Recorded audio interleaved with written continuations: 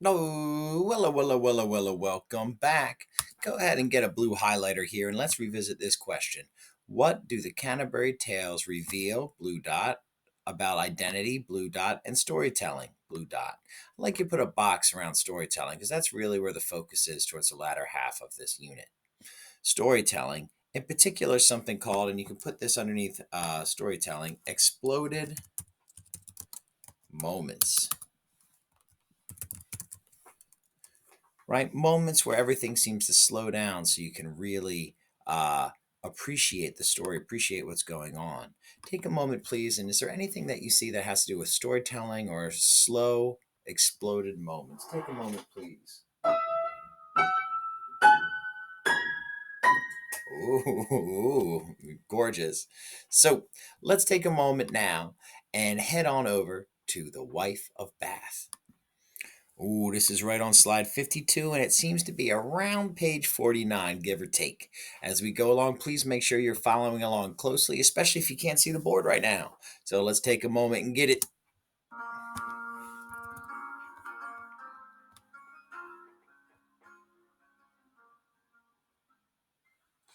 The Canterbury Tales, pages 48 through 58, starting at the break. "You're clearly a woman after my own heart," called the monk, cantering up to the widow's side. "I am after nobody's heart, you rascally womanizer. I've won the hearts of 5 husbands, and that's enough to weary any woman. Now I'm free to think and say what I like, thanks be to God." Forward in the stirrups. She was wearing red woolen stockings and soft leather shoes. I suspect she was richer than all the rest of us put together. The partner suspected the same thing. He edged closer, clearly intending to sponge money from her. "Speak up, young man," she bawled at him. "Or is it young lady?" The partner was hardened to insults by years of scrounging. "I see your 5 husbands left you well provided for, madam. Slide I dare 50, say you could afford bottom to pay left. for a glimpse of the treasures I've got in this bag of mine." "Provided for?" The widow was incensed. "I earned my bacon, I'll have you know, you long-haired gelding." The merchant told me later that she had earned her money in the weaving trade, her looms producing the best woolen cloth in Bath. "And as for your treasures," she was telling the partner, whose fawning grin was starting to droop, "no man of mine ever kept his treasures in a bag, nor did I ever pay to look at them. The only treasure a woman can give a man is to love him as a cat loves her kittens, with the ruff of her tongue. And the only treasure a man can bring a woman is, well, you all know what that is." "Oh, to be sure," said the monk, leering, "a kiss and a squeeze." The knight's son was shocked. "Really, sir? From a man of the church, too?" "Of course the lady didn't mean that." "Well, and what did I mean, Chuck?" asked the widow kindly. "The only treasures a man can bring a lady are his love and adoration," said the squire solemnly. She looked at him fondly, reached out and tousled his curly hair. "Bless you, son. Haven't you heard the old story? I'll tell you what a woman wants most from her man." Ooh. What does a woman The want Wife of most Bath's from her Tale. man? If you haven't discussed that question yet, what do women want the most? Take a moment and think on it.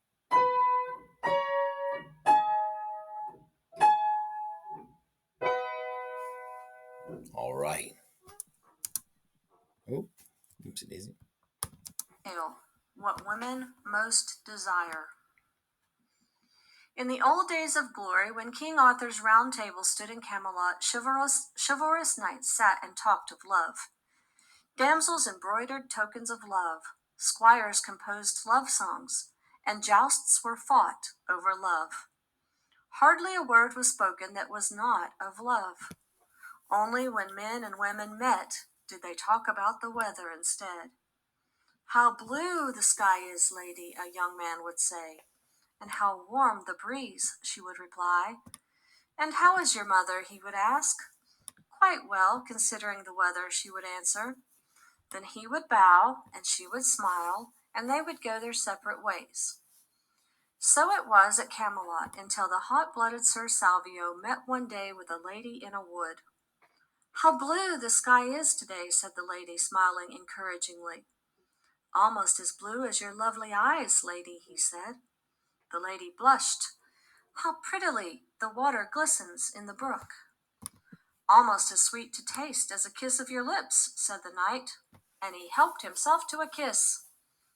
The lady picked up her green skirts and shrieked and swooped like a parrot in and out of the trees, all the way back to the court.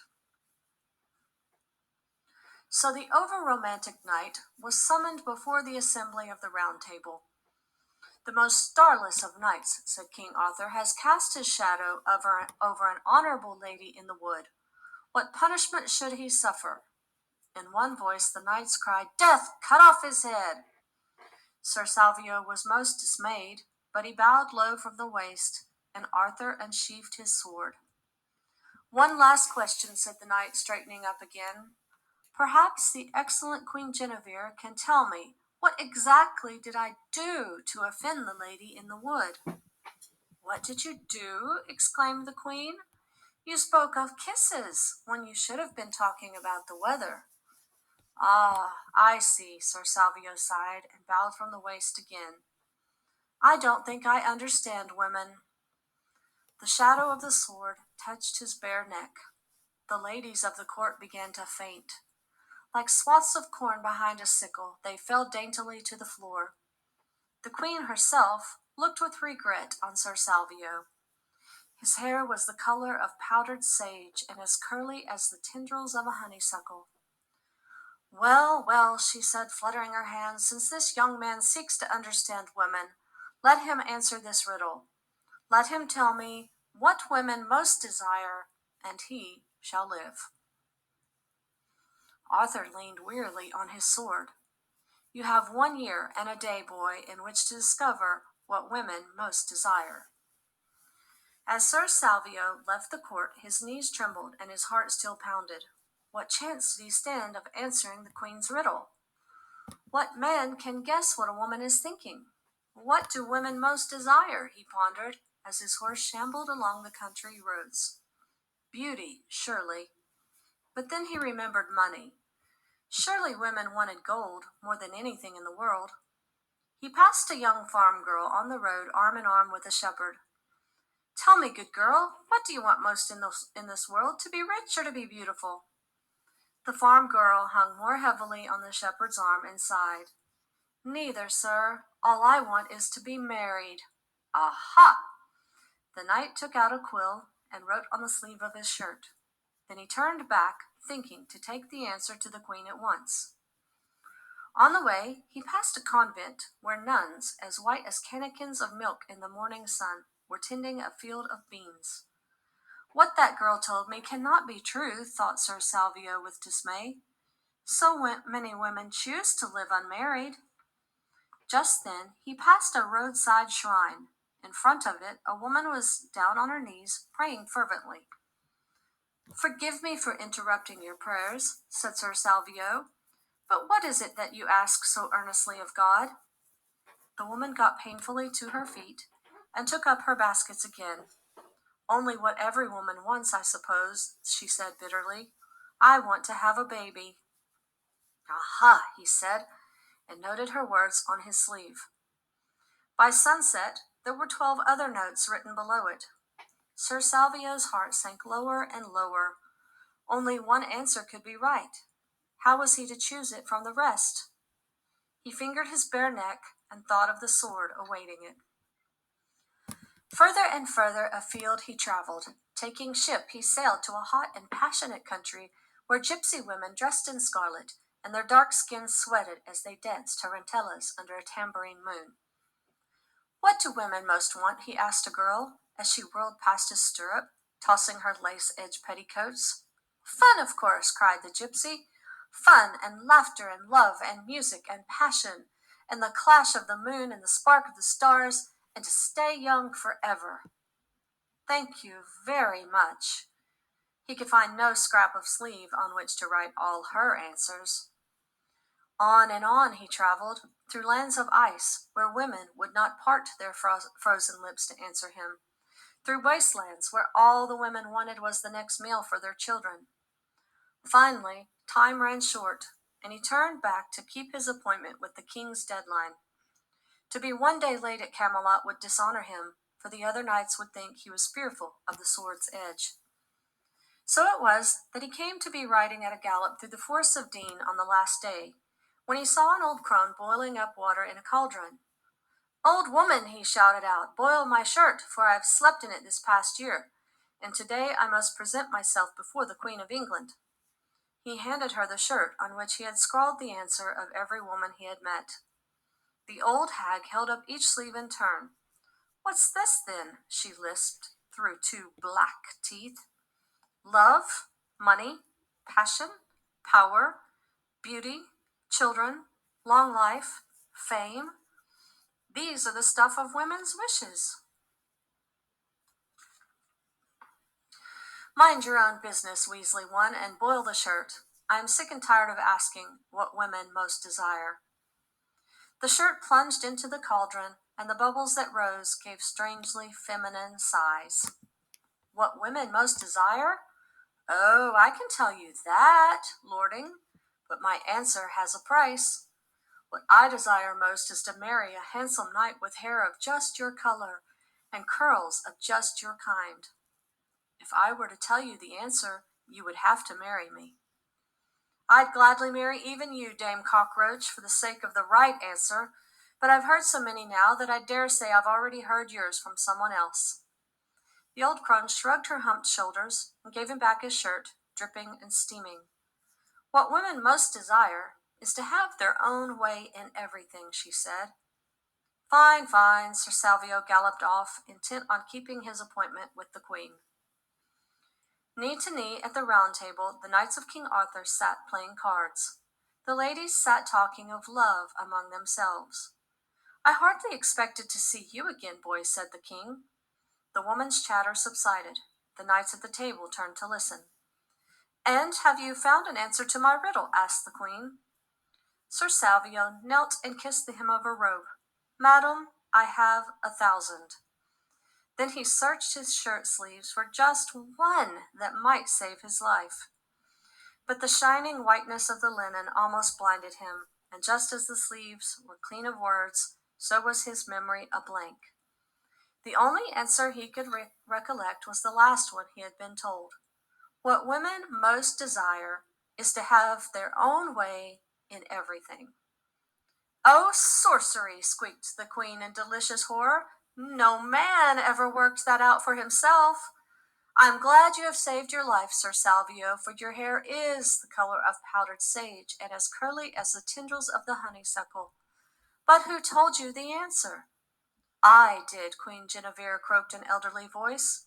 And there, perched on the back of the knight's horse, where it stood tethered by the door, was the old forest crone. Her legs were as thin and knobbled as a chicken's. Here and there she had hair, but it grew only where it should not. The ladies of the court put their handkerchiefs to their mouths and gave little cries of distaste. I told this fair knight the answer, and in return he promised to marry me. Don't look so surprised to see me, sweetheart. I jumped up behind you as you put on your shirt. I did not want to delay our marriage by so much as a single day." In a gesture of wild despair, Sir Salvio threw himself headlong at King Arthur's feet. "Lord, be merciful and cut off my head here and now, for my life will be worse than death if I have to marry this... Sir," the queen's voice was loud and forbidding, "kindly remember that chivalry is the first law of this court." But the knight bared his neck and thrust his sword into King Arthur's hand. "Please cut off my head, your majesty." Like a monstrous land crab, half in and half out of its skin, the hag limped forward. "Nay, for that would deprive me of my reward. I claim my husband, and the law must give him to me." Then Sir Salvio threw himself at her pigeon-toed feet. "Take my horse, take my sword, my armor, take everything I own in the world, but spare my body. You don't know how I have dreamed of one day tasting love in the arms of a young and lovely wife." The antique bride gave one wild shriek of laughter and linked her arm through his. I am yours to command now, husband, she said. Yours as much as your horse or your sword or the short shirt on your back. Then the king joined the hands of the bride and groom. I give you the white wing of Camelot for your nuptial home. Never was there a wedding celebrated with fewer smiles and less dancing.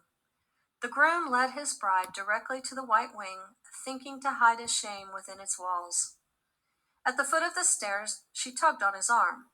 This is the threshold of our home, she said in a voice that crackled like burning stubble. So lift me in your arms and carry me over the threshold. Sharp with bones and as heavy as brass, she weighed like a ship's anchor in his arms.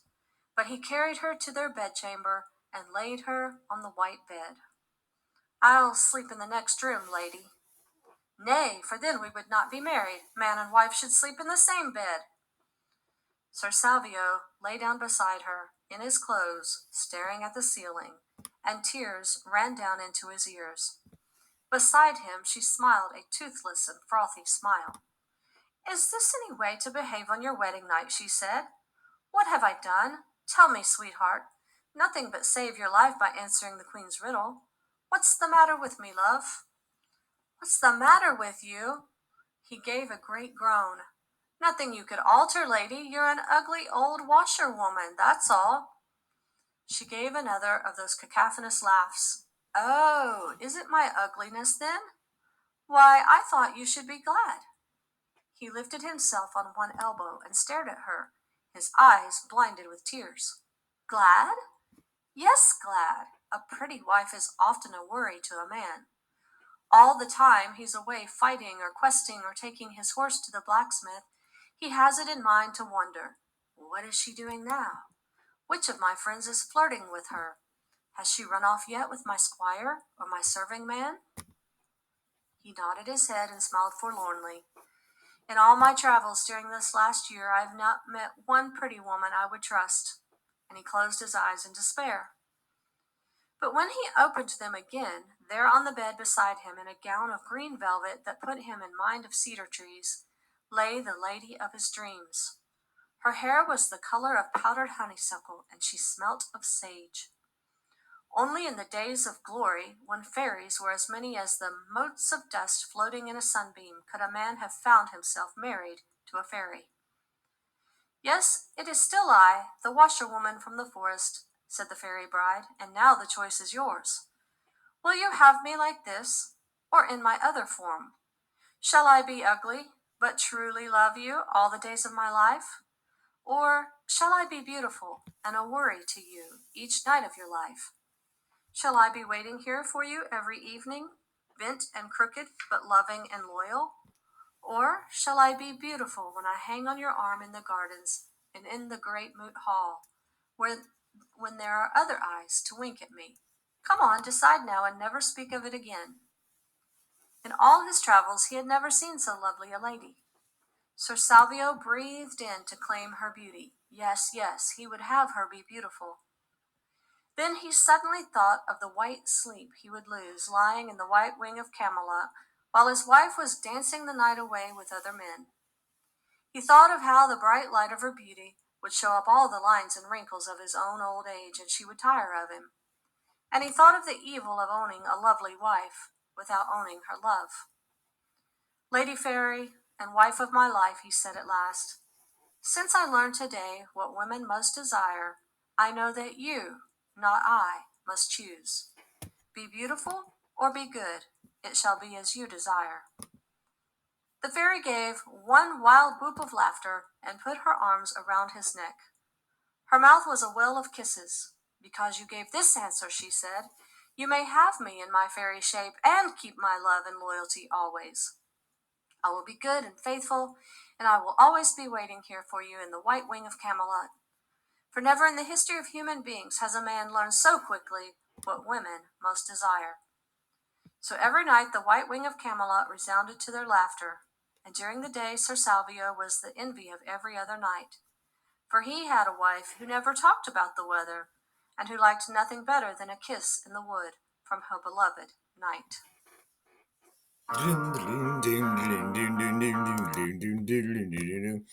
What a saucy tale. All right. Hope you enjoyed it. Let's get to it.